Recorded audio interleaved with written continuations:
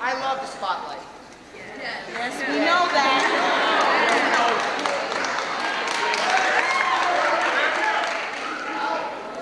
What exactly? We have stage lights on? Okay. What exactly is the art of the actor? What exactly does an actor do? Well, of course, for people who don't know, the first thing that comes to their mind is, boy, how did you memorize all those lines? And that's how it begins, certainly with the lines. But there's a lot more than that. Oh, well, we're going to tell you. Ultimately, the job of the actor is to take a scene from a play and make it real, make it believable, make it breathe. Make you, the audience, believe that there never was a scene written. That what you're watching is happening for the very first time. He does this through his use of his voice, his body, and all the past experiences he's had that help him relate to that moment. In the first piece, you're going to see a monologue performed by Phil Call.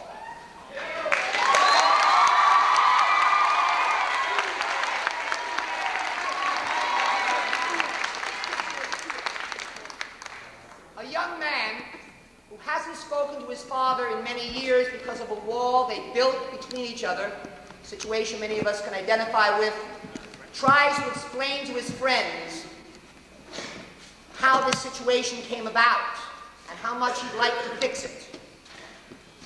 It all begins with an actor alone on stage with his words and his instrument.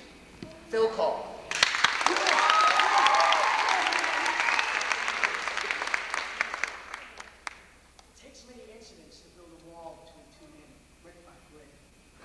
Sometimes you're not aware of a building on the wall. Sometimes you are, just not strong enough or willing enough to kick it down.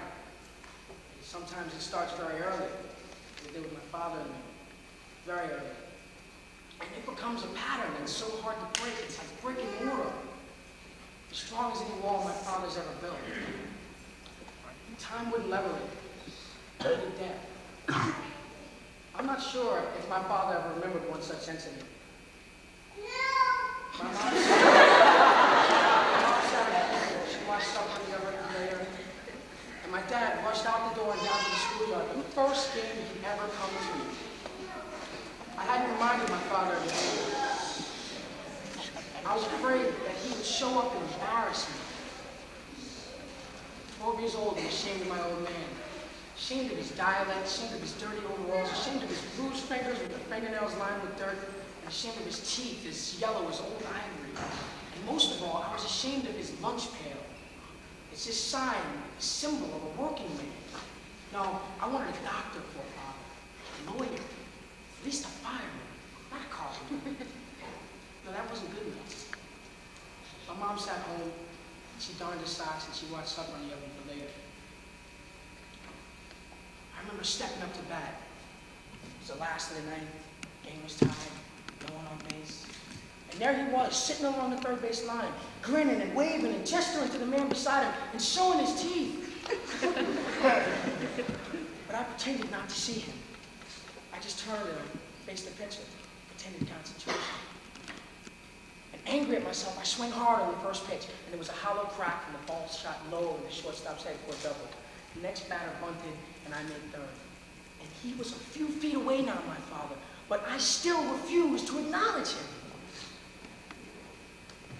And when the ball bounced between the catcher's legs and home screen, I slid home and I won the game.